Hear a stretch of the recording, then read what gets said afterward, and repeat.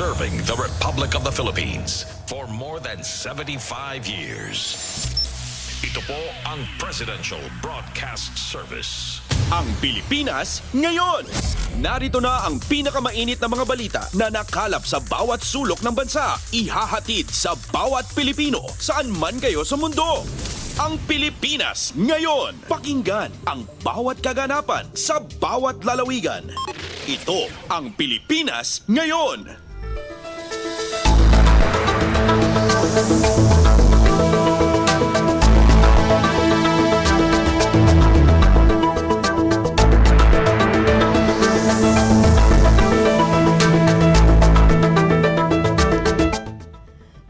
Magandang araw po sa ating mga tagapakinig. Welcome po muli sa ating programang Ang Pilipinas Ngayon.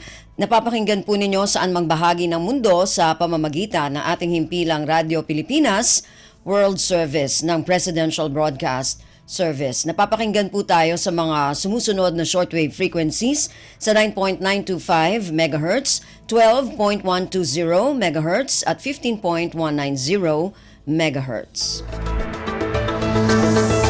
Ako po si Ven Blones. Samahan po ninyo ako sa kabuuan ng ating programa ngayong araw na ito. Kapapalooban pa rin po ng ilan sa mga mahalagang balita mula dito sa ating bansa. Kasama na ang mga segmentong business, sports, showbiz at ang mga ulat mula sa iba't ibang rehiyon at lalawigan dito sa Pilipinas para sa ating regional news. Samantala, nais po namin kayong imbitahin na bisitahin ang ating Facebook page, ang Radyo Pilipinas World Service. Paki-follow, like at share na rin po. Ang tabayanan, sa inyo na sa ilang sandali ang kabuuan ating programang Ang Pilipinas Ngayon. Kumpleto, detalyadong balitaan, di papahuli sa mahahalagang kaganapan. Kamustahin ang inang bayan, ang Pilipinas Ngayon.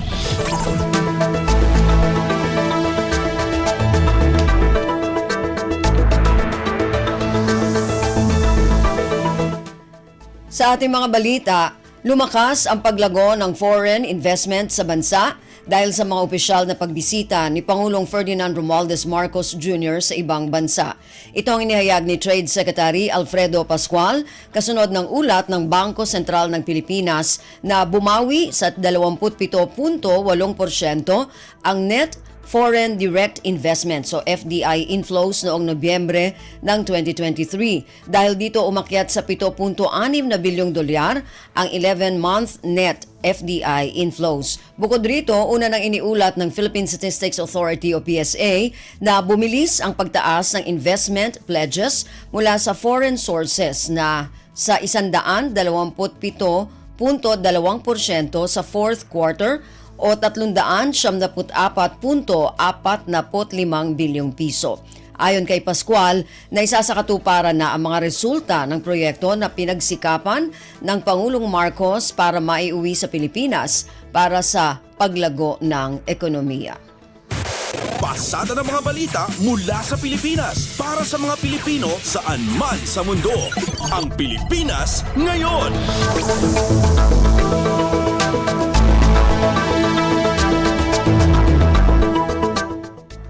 Samantala, nakakuha lamang ng 3% ng pamumuhunan ang Pilipinas mula sa kabuuang investment na pumasok sa ASEAN region dahil sa pagiging mahigpit ng saligang batas ng bansa. Katunayan, ayon kay House Committee on Economic Affairs Vice Chair Mika Swansing, dahil sa mas bukas ang bansang Singapore sa foreign ownership ay mahigit 50% ng kabuuang investment sa ASEAN ay dito napunta.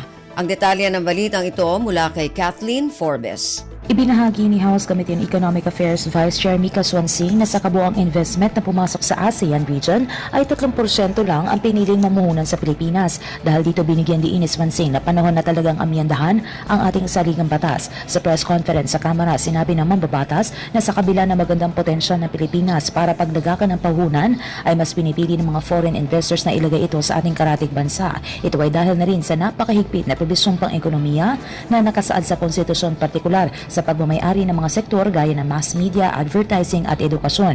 Katunayan, dahil sa mas bukas ang bansang Singapore sa foreign ownership, ay 50% ng kabuang investment sa ASEAN ay dito napunta. Sinigundahan naman ni Deputy Speaker Tony Pet Albano ang pahayag ni Swansing. Mismo ang konstitusyon kasi anya natin ang pumipigil sa pag-unlad ng bansa, kaya ngayon ang pinakaakmang panahon para ito ay ayusin. Binanggit din ito ang isang pahayag ni Thomas Jefferson na ang konstitusyon ay dapat binabago isang beses kada 19 na taon. Ito si Kathleen Forbes para sa Radyo Pilipinas. Pasada ng mga balita mula sa Pilipinas para sa mga Pilipino saan man sa mundo. Ang Pilipinas ngayon.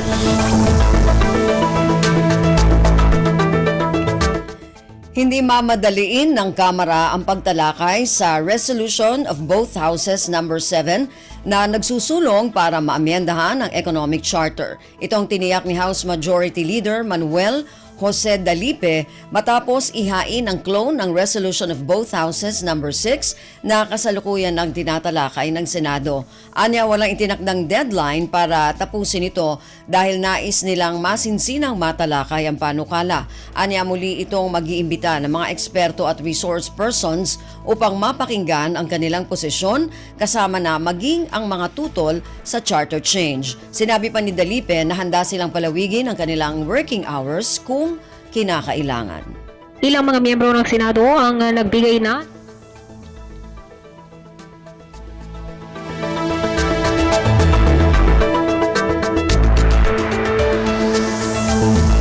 wala siyang naririnig na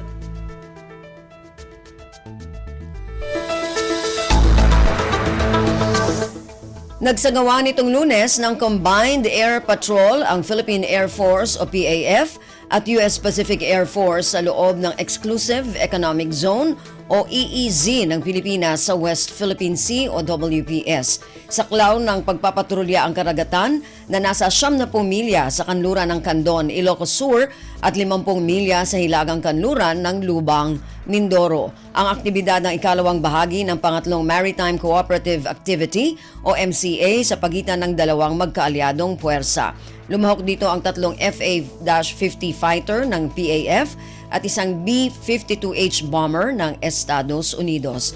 Ayon kay Armed Forces of the Philippines o AFP Public Affairs Office Chief Colonel Cerces Trinidad, ito ay pagpapakita ng commitment ng dalawang puwersa na mapahusay ang interoperability at itaguyod ang kapayapaan at seguridad sa Indo-Pacific region. Talyadong balitaan, di papahuli sa mahahalagang kaganapan. Kamustahin ang inang bayan, ang Pilipinas ngayon.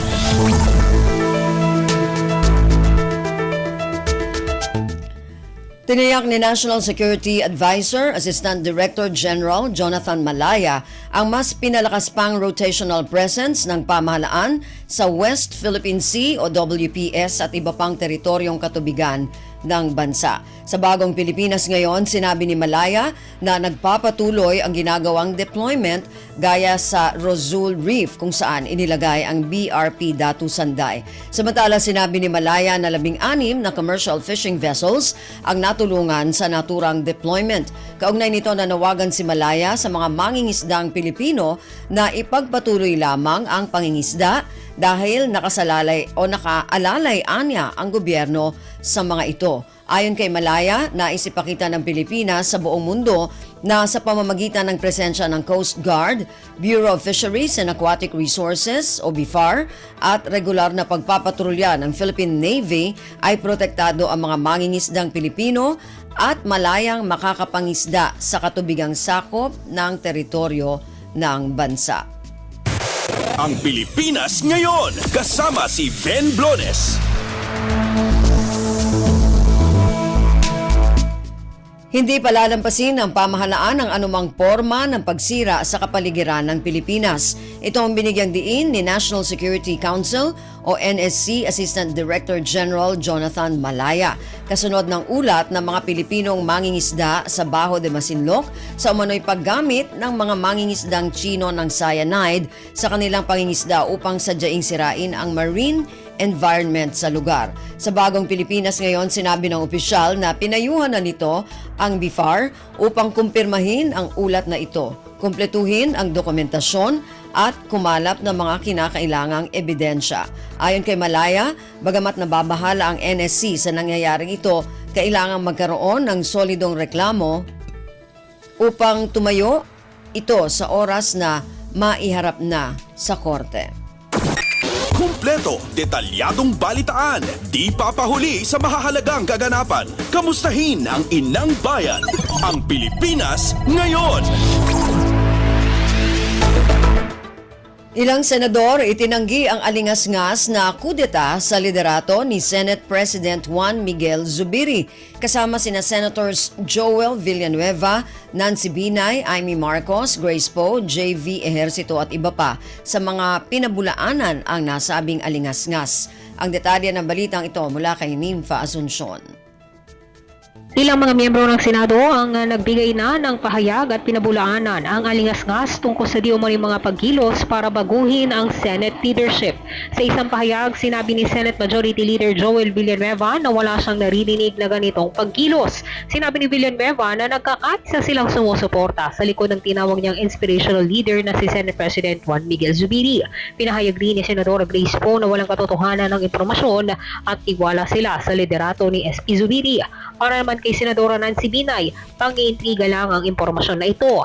Ayon kay Binay, taktika lang ng mga nais sumira sa Senado ang pagpapalutang ng impormasyon na papalitan si Zubiri. Si Senador JV Ejercito naman, pinahayag na mahirap at malabong magpalit ng Senate leadership sa panahong ito. Habang si Senadora Amy Marcos ay sinabing wala namang gustong pumalit sa pwesto ni Zubiri. Mula Senado, ito si Nympha Asuncion para sa Radyo Pilipinas. Pasada ng mga balita mula sa Pilipinas para sa mga Pilipino saan man sa mundo.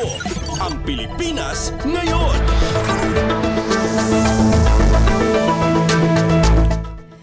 Department of Education o DepEd nagbabala sa publiko kaugnay sa kumakalat na mga post sa social media na pekeng scholarship grant ng ahensya. Kaugnay nito, nagpaalala ang DepEd sa publiko na maging mapanuri sa mga post online upang hindi mabiktima ng maling impormasyon.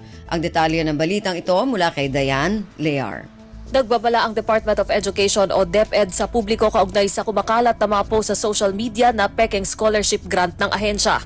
Makikita sa naturang post na inaanyayahan ng DepEd ang mga mag-aaral na magpalista at magdala ng ID para makasali sa scholarship upang makakuha ng 5,000 pesos na grant para sa elementary, 7,000 pesos para sa high school, 10,000 pesos para sa college at 10,000 pesos para sa vocational. Sa abiso ng DepEd, sinabi nitong ito ay peke at hindi totoo. Nagpaalala naman ng DepEd sa publiko na maging mapanuri sa mga post online upang hindi mabiktima ng misinformation. Para sa mga anunsyo at iba pang impormasyon, maaring bisitahin ang mga opisyal na social media account ng DepEd. Nanawagan din ng DepEd sa publiko na i-report sa kanila ang anumang maling impormasyon na kumakalat sa social media tungkol sa basic education. Ito si Diane Lear para sa Radyo Pilipinas. Ang Pilipinas ngayon, kasama si Ben Blones. Mas pinalawak ng Presidential Communications Office o PCO ang community caravan sa Eastern Visayas University sa Tacloban City. Bahagi ito ng laban ng PCO kontra fake news at disinformation. Nagpahayag ang mga guro at estudyante ng pasasalamat sa PCO dahil sa maraming natutunan at sa dedikasyon ng gobyerno para magkaroon ng kaalaman laban sa fake news. Bukod sa PCO, kasama rin sa community caravan ang attached agencies nito tulad ng Philippine Information Agency, Radio Pilipinas, PTV, RTVM at Philippine News Agency. Samantala hanggang Pebrero 20 ang community caravan ng PCO sa Eastern Visayas University at susunod namang magtutungo ito sa Leyte Normal University. Kumpleto, detalyadong balitaan, di papahuli sa mahahalagang kaganapan. Kamustahin ang inang bayan, ang Pilipinas ngayon.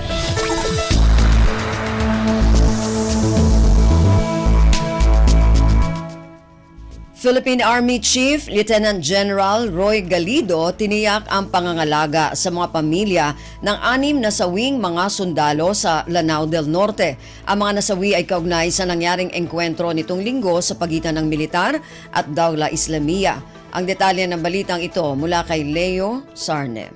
Tiniyak ni Philippine Army Chief Lieutenant General Roy Galido na pangangalagaan ng hukbong katihan ng kapakanan ng mga pamilya ng 6 na sundalong nasawi sa engkwentro nitong linggo sa pagitan ng militar at Dawla Islamia sa Barangay Ramian, Munay, Lanao del Norte.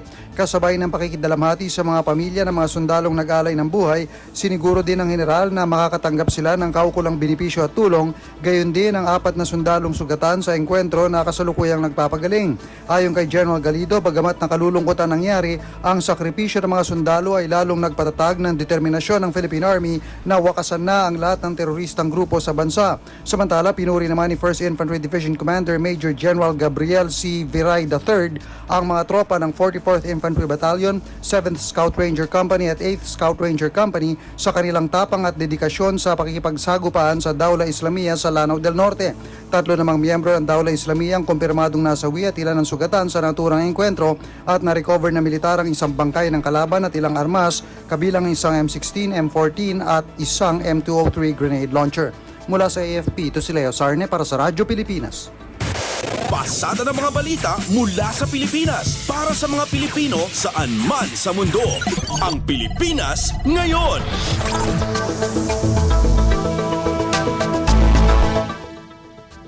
Patuloy ang pagbabayad ng gobyerno ng Saudi sa mga overseas Filipino workers o OFWs na hindi nabayaran ang sahod at benepisyo mula sa kanilang employers. Sinabi ni Department of Migrant Workers o DMW Officer in Charge Hans Leo Kakdak na inihahanda na ng gobyerno ng Saudi ang pangalawa at pangatlong batch ng mga tseke na ipamamahagi sa mga Saudi OFW claimant. Sa huling tala, umabot na sa 1,100 na mga tseke ang naproseso at natanggap ng mga benepisyaryong mga OFW. Inaasahan ng DMW na magkakaroon ng ilang hamon sa pamamahagi ng mga benepisyo gaya ng mga Saudi OFW claimant na pumanaw na at mayroong problema sa pangalan ng kanilang mga tseke.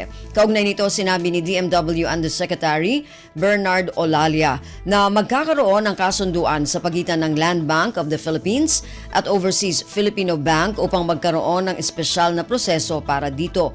Bubuo rin ng DMW ng focal office para tutukan ang naturang mga issue. Matatandaan na nasa 10,000 OFW sa Saudi ang nawalan ng trabaho noong 2015 matapos mabangkarote ang construction companies na kanilang pinapasukan. Ang Pilipinas ngayon, kasama si Ben Blones.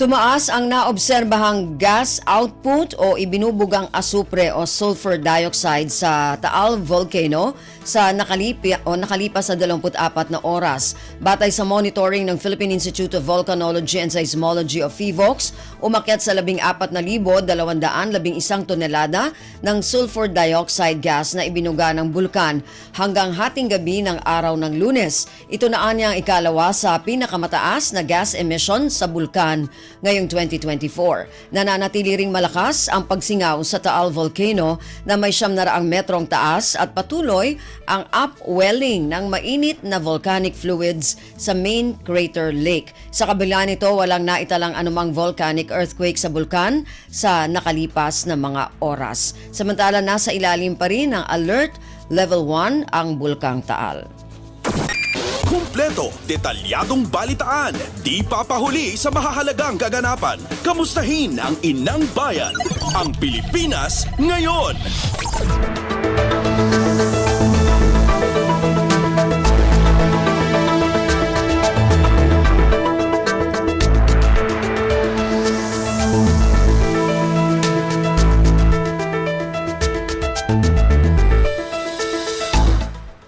Narinig po ninyo ang ilan sa mga pangunahing balita mula dito sa ating bansa. Samantala, antabayanan naman po ang mga balita mula sa iba't ibang rehiyon at lalawigan dito sa Pilipinas para sa ating regional news. Balita mula sa lalawigan sa bawat rehiyon ng ating bayan.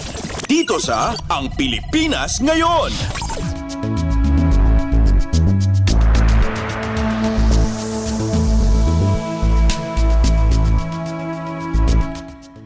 Dumako na tayo sa ating regional news. Unahin natin ang mga balita mula sa rehiyon ng Luzon, mula sa Lawag.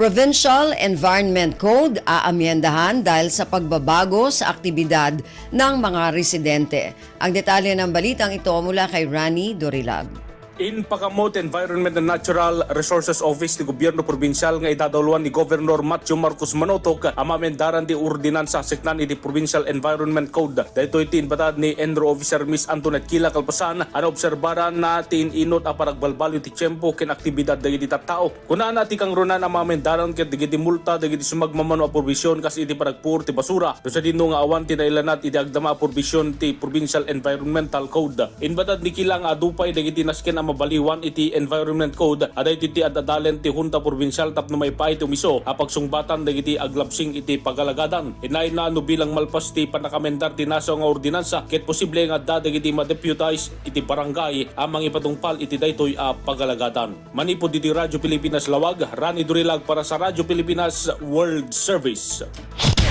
Balita mula sa lalawigan sa bawat rehiyon ng ating bayan. Dito sa Ang Pilipinas Ngayon.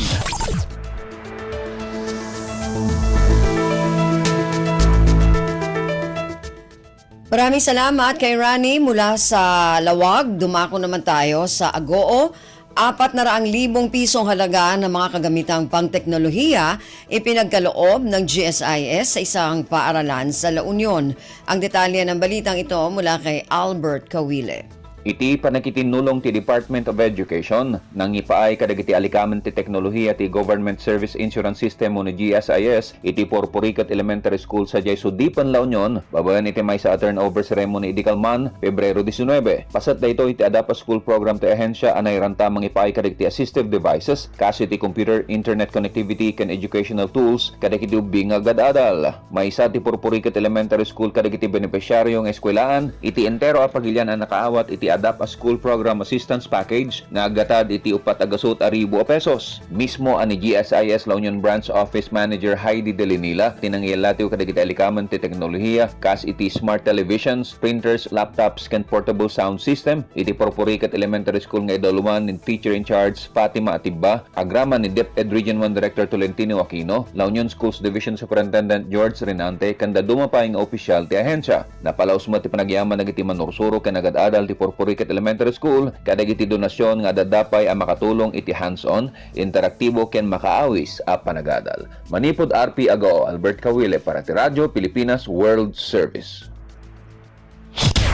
Balita mula sa lalawigan sa bawat rehiyon ng ating bayan. Dito sa Ang Pilipinas Ngayon.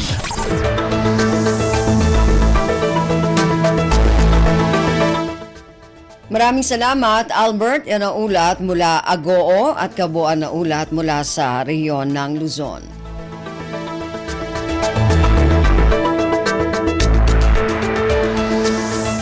Dumako naman tayo sa rehiyon ng Kabisayaan mula sa Morongan. Feb-ibig sa kalikasan tree planting activity matagumpay na isinagawa sa bayan ng Sulat, Eastern Samar. Ang detalye ng balitang ito mula kay Dayan Camplon. Inabot hina sa kagatos ng mga seedlings anay pananom hagin dumara nga Feb-ibig sa kalikasan tree planting activity ha Barangay Santo Tomas, Sulat, Eastern Samar hadto nagkalabay nga simana. Anay mugson aktibidad ha ilaraman aktibo nga paunguna han Sulat Municipal Tourism Office ipinaagen suporta ni Sulat Municipal Mayor Honorable Javier Zecate nga ni Vice Mayor Junicio Everdone. Kabakyang nasabing buhatan hapag dumara hini nga malang puson nga aktibidad ang Municipal Environment and Natural Resources Office or MENRO, Office of the Municipal Agricultural Services, Sulat SK Federation, Philippine National Police, Bureau of Fire Protection, nganan iba pa nga community volunteers. Panuyo hining aktibidad nga maipahamtang ang importansyan pagproteher ngan pag-ataman han kalibungan, nganan benepisyo hiniya katawhan urog labi na ha mga masunod pa nga henerasyon. Tikang didiha syudadhan Borongan, Dayan Camplon para Radyo Pilipinas World Service. Balita mula sa lalawigan sa bawat rehiyon ng ating bayan.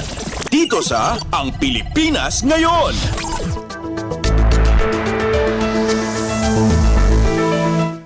Maraming salamat, Dayan. Yan ang ulat mula sa Borongan. Dumako naman tayo ngayon sa Sogod. Mahigit 400 pamilya sa Silago, Southern Leyte, benepisyaryo ng Food for Work program ng Department of Social Welfare and Development.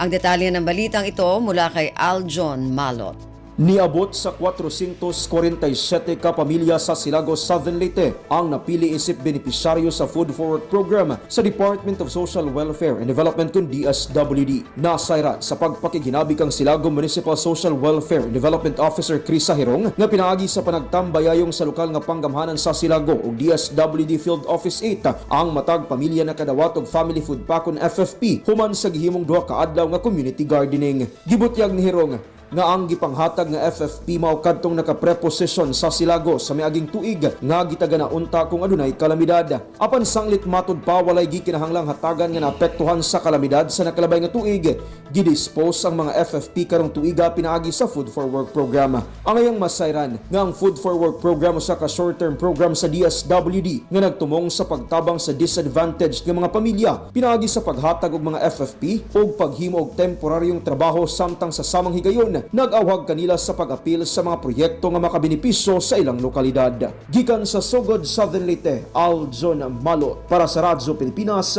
World Service. Balita mula sa lalawigan sa bawat rehiyon ng ating bayan. Dito sa Ang Pilipinas Ngayon.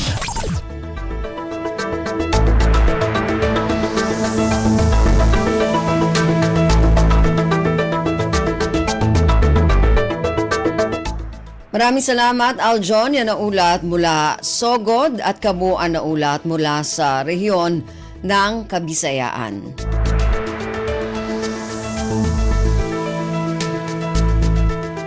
Samantala, dumako naman tayo sa rehiyon ng Mindanao mula sa Cagayan de Oro.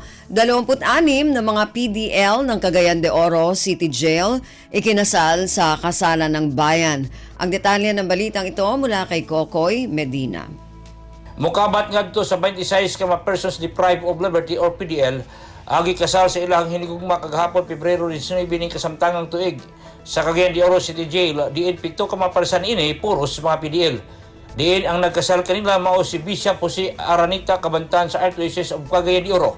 Sa mensahe ni Bishop Cabantan iyang gisulti nga ang rihas dili makapugong sa gugma hinungdan nga nagpakasal ang mga PDLs samtang ang mga PDLs nakadawat og 26 ka mga lechon, 26 ka mga wedding cakes o mga grocery items gikan sa buhatan ni Mayor Rolando Clarix Oy sa Cagayan de Oro.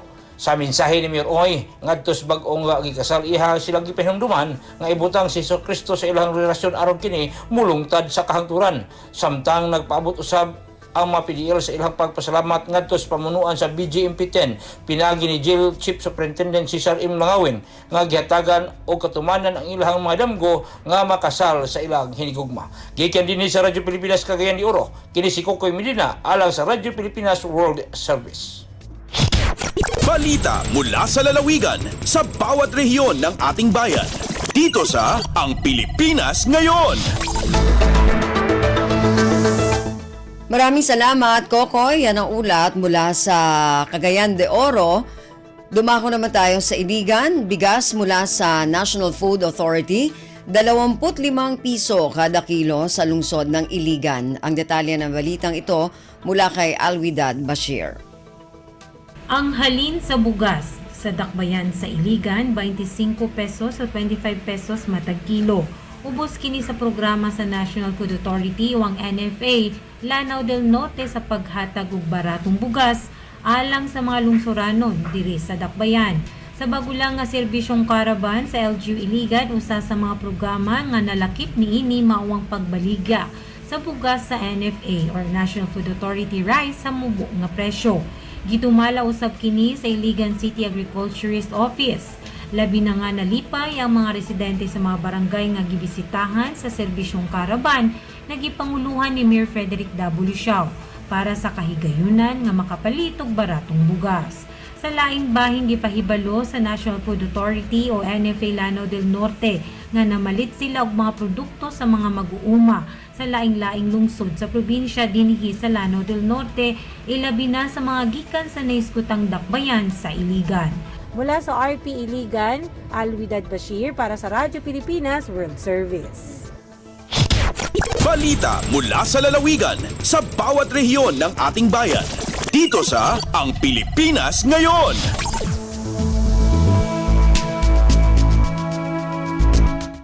Maraming salamat kay Alwidad mula dyan sa Iligan. Dumako naman tayo sa Zamboanga. Higit 5,000 trabaho, alok ng 3 araw na Dia de Zamboanga Job Fair. Ang detalye ng balitang ito mula kay Justine Bulanon. Alcanza más de 5,000 trabajo te ofrece para na mag-aplikante y job seekers na 3 dia job fair que parte na celebración del Día de Zamboanga na ciudad de Zamboanga este año. Ya conducí con el mencionada actividad el Public Employment Service Office o peso del gobierno local de Zamboanga y Department of Labor and Employment o DOLE Region 9. Alcanza 3,977 overseas employment y 1,724 local trabajo y abrir na Día de Zamboanga Job Fair estaba na 6 international employers y 39 local employers na participan na mencionada actividad. Yang kebasa con la ceremonia el alcalde de Ciudad Jandalipe, donde ya conducí este na Small Atrium Activity Center ayer y takore el job fair hasta mañana na esta ciudad. Desde aquí Ciudad de Zamboanga, esta si Justin Bulanon para Radyo Pilipinas World Service. Balita mula sa lalawigan sa bawat rehiyon ng ating bayan. Dito sa Ang Pilipinas Ngayon. Maraming salamat, Justine. Yan ang ulat mula sa Zamboanga at kabuuan na ulat mula sa rehiyon ng Mindanao.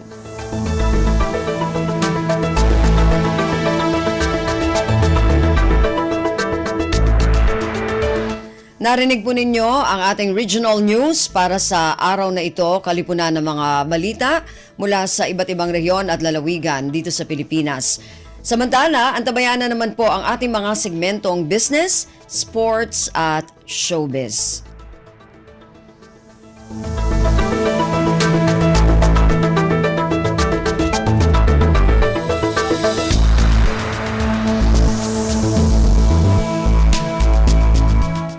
Dumako na tayo sa ating mga segmento. Unahin natin ang ating business news. Narito si Stephanie Vicente. Lagay ng ekonomiya, kalakalan, negosyo at iba pa. Atin ang alamin dito sa Ang Pilipinas Ngayon. Magandang araw, narito tayong muli para sa segmentong Balitang Negosyo at Kalakalan. Inaasahang mananatili sa target range ng Bangko Sentral ng Pilipinas o BSP na nasa 2 hanggang 4% ang inflation hanggang sa taong 2026.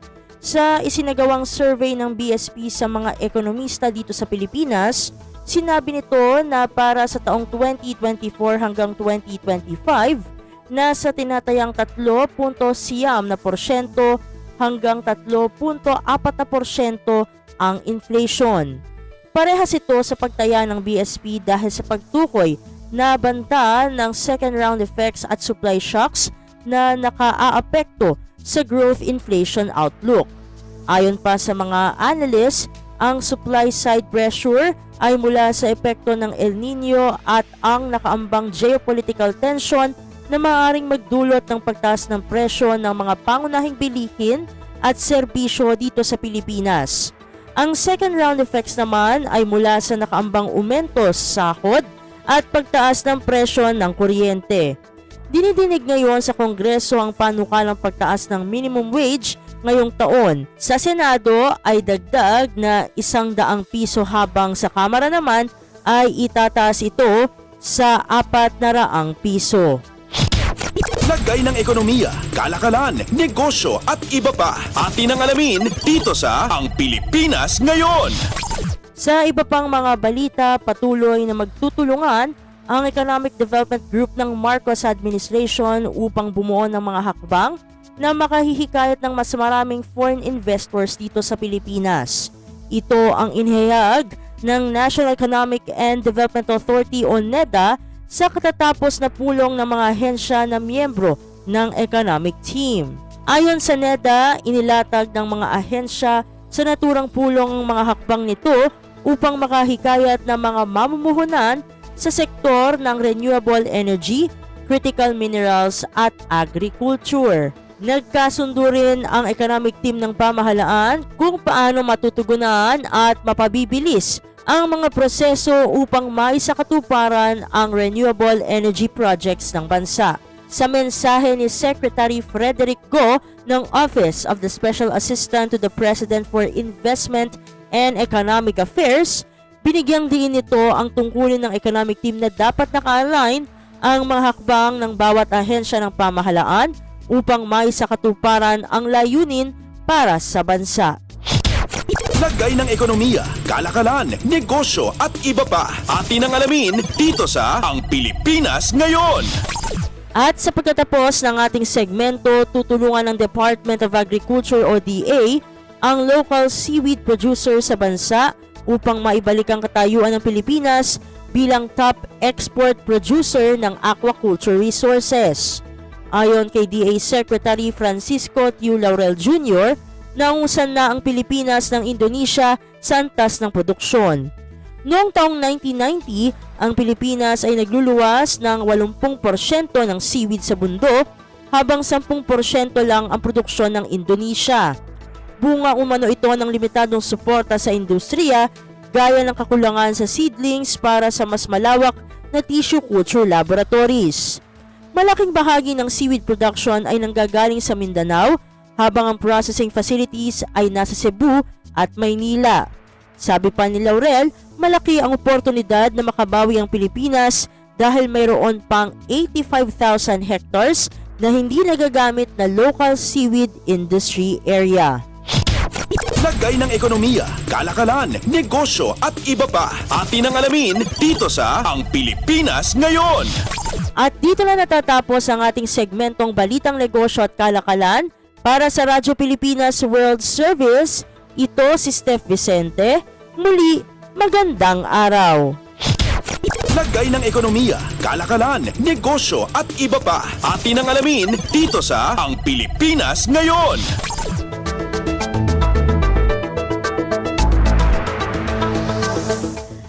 Maraming salamat, Steph. Yan ang ating business news. Samantala, para sa ating balitang pampalakasan, narito si Leo Magpayo. Updates at pinakahuling mga usapin sa mundo ng palakasan. Atin ang pakinggan dito sa Ang Pilipinas Ngayon. Magandang araw. Narito na po ang sports balita. Sinabi ni Filipino boxing legend Manny Pacquiao na rinirespeto niya ang desisyon ng International Olympic Committee o IOC na hindi siya pwedeng lumaban sa Paris Olympics. Naghain ng special request ang Philippine Olympic Committee o POC sa IOC itong nakalipas na taon para payagan ang dating world champion na lumaban sa Paris kahit na nakasaad sa panuntunan na hanggang 40 anyos lamang ang pinapayagan na edad ng mga boksingero. Sinabi naman ni POC President Abraham Tolentino na formal na ipinaalam ng Olympic Governing Body ang kanilang desisyon na sundin ang kanilang panuntunan. Kahit na disappointed at malungkot ang 45 anyos na si Pacquiao sa desisyon ng IOC, sinabi nito na naiintindihan niya at tanggap niya ang limit sa edad. Sa isang pahayag, sinabi ni Pacquiao na gayunpaman ay patuloy niyang sosuportahan ang mga Filipino athletes na kakatawan sa bansa sa Olympics. Nangako naman si Pacquiao na bibigyan niya ng karangalan muli ang Pilipinas sa loob ng boxing ring sa nalalapit na panahon. Nagretiro si Pacquiao sa professional boxing noong 2021 para tumakbo ng pagkapangulo. Sinabi naman ni Tolentino na blockbuster sana ang pagpartisipa ni Pacquiao sa Paris Olympics, subalit kailangang sundin ang patakaran na inilaan ng IOC. Sinabi ni Pacquiao nitong nakalipas na taon na hindi pa siya ganun katanda at kaya niya pang makipagsabayan sa mga mas nakababatang boksingero. Updates at pinakahuling mga usapin sa mundo ng palakasan. Atin ang pakinggan dito sa Ang Pilipinas Ngayon. Hindi natitinag si Filipino boxer Jerwin Angkahas na kaya nitong talunin si World Boxing Association o WBA World Bantamweight Champion Takuma Inoue sa teritoryo nito na nakatakda sa Pebrero 24 na gaganapin sa Ryogoku Kokugikan sa Tokyo, Japan. Umaasa ang 32 anyos na si Angkahas na maging 2-division world champion sa kanyang laban kontra kay Inoue. Ayon sa Panabo City native, sarado na ang kanyang isip na gawin ang kanyang trabaho.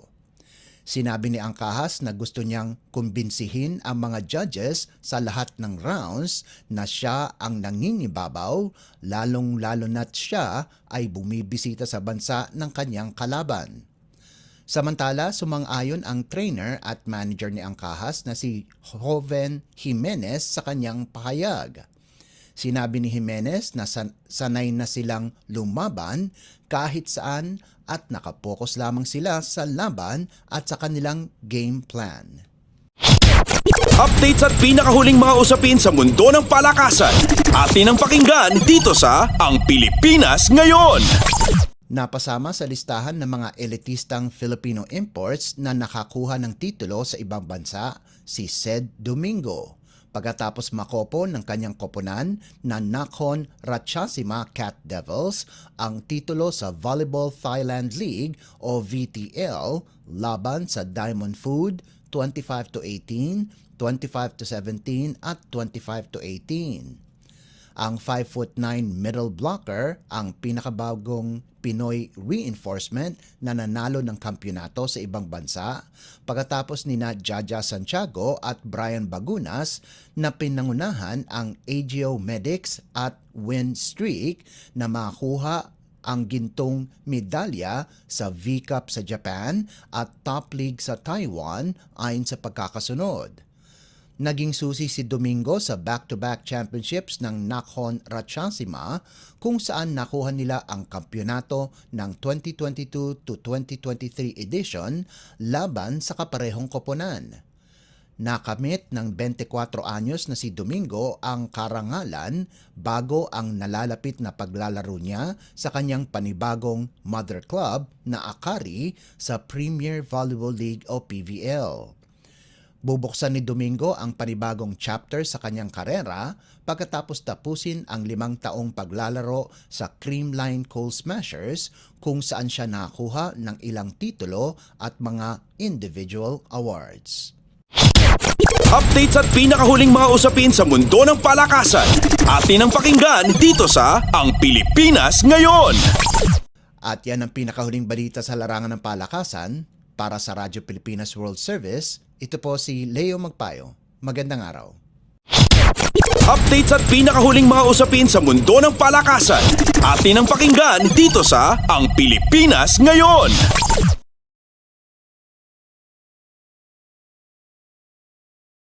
Leo, yan ang ating balitang pampalakasan. Samantala, para sa mga nag-aabang ng mga chismis mula sa mundo ng showbiz. Para sa ating showbiz balita, narito si Mama JT. Ang latest, ang hottest sa showbiz and entertainment. Heto na sa Ang Pilipinas Ngayon.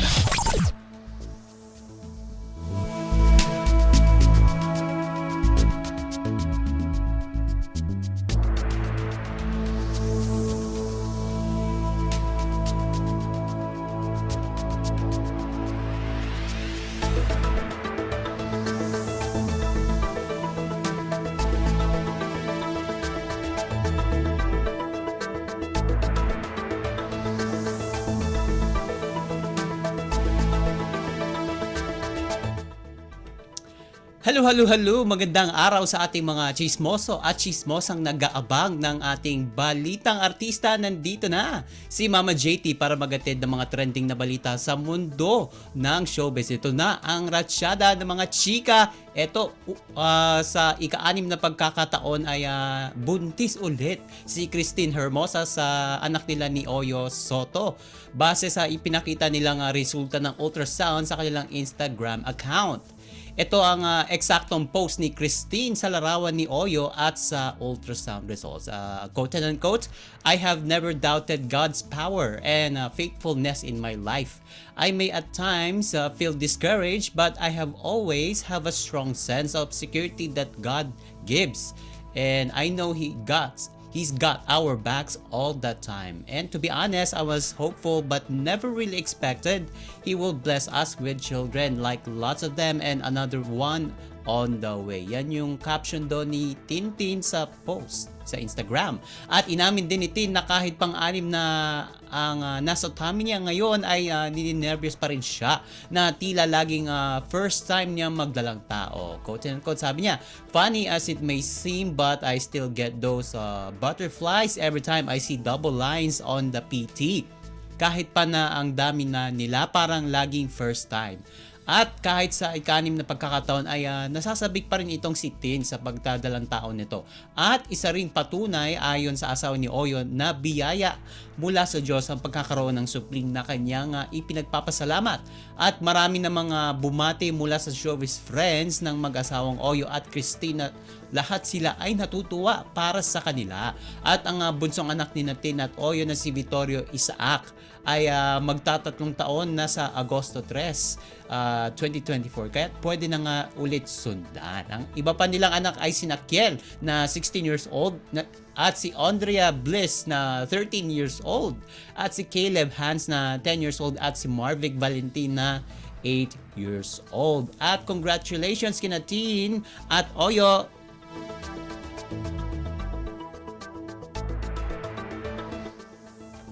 At sa iba pa nating chika for today, ipinakilala ng actress-vlogger na si Cristel Fulgar sa kanyang ina na si Emily ang kanyang manliligaw na Koreano. Sa isang YouTube video, ipinakita ni Cristel na binisita siya ng kanyang ina sa South Korea.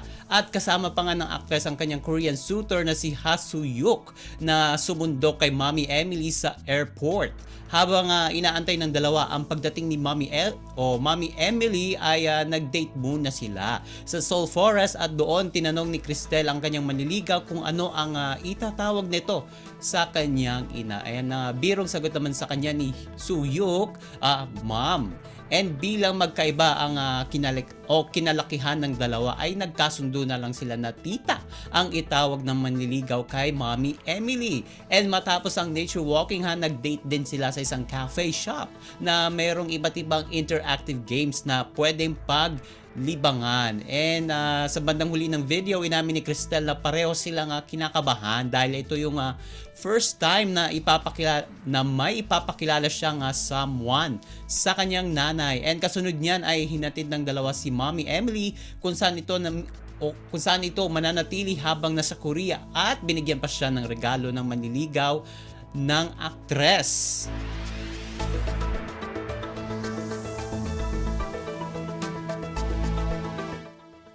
At sa panghuli nating chika for today, umaariba ang pagiging international star ng Pinay drag queen na si Taylor Swift, ang viral impersonator ni Taylor Swift. At pagkatapos mabalita ang drag queen sa Good Morning America, Rolling Stone at sa iba pang media outlets, umeksena naman itong si Taylor Swift sa Australian talk show na Today.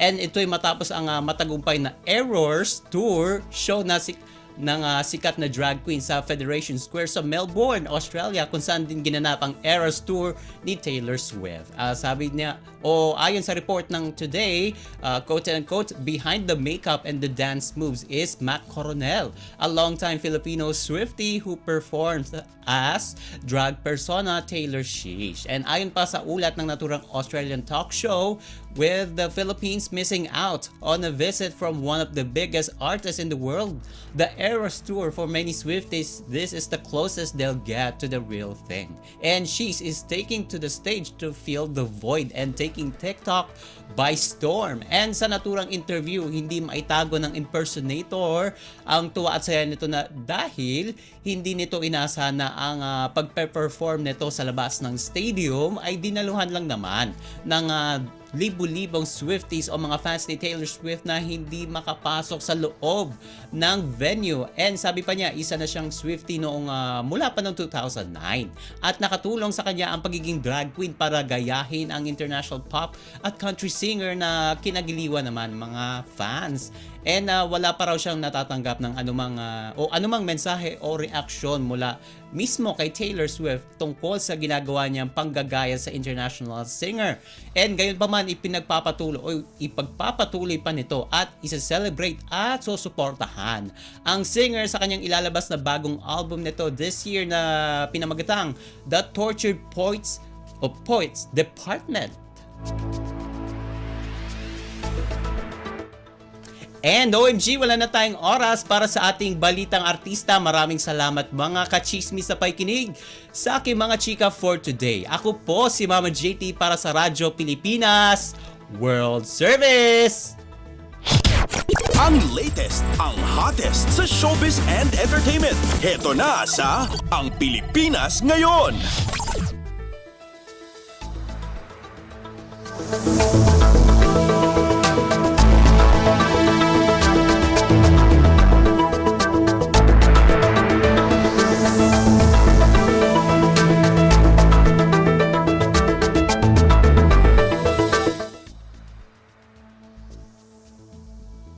Maraming salamat, Mama JT. Yan ang ating showbiz balita.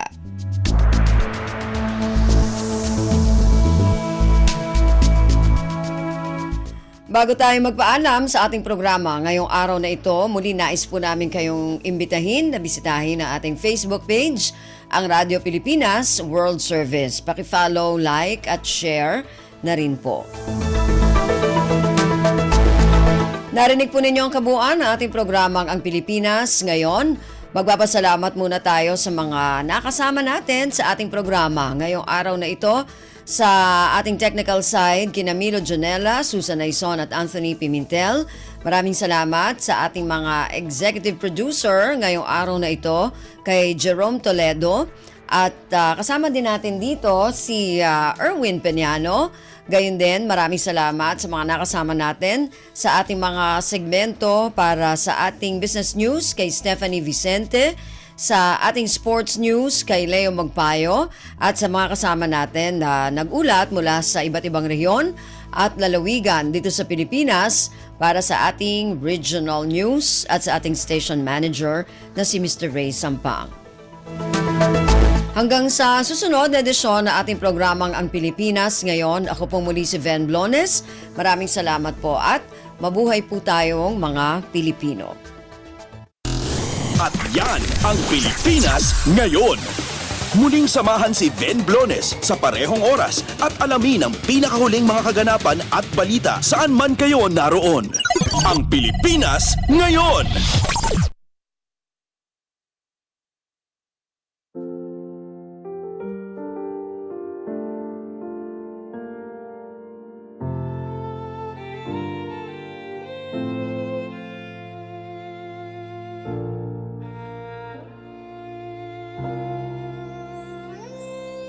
Ang tanging may pamamaan ako'y edukasyong Pilipino. Tinuturong galing at talino para maabot ang pangarap mo. Ang tanging handog ko sa'yo'y edukasyong Pilipino. Diskarteng mula sa puso, mamamangha ang mundo.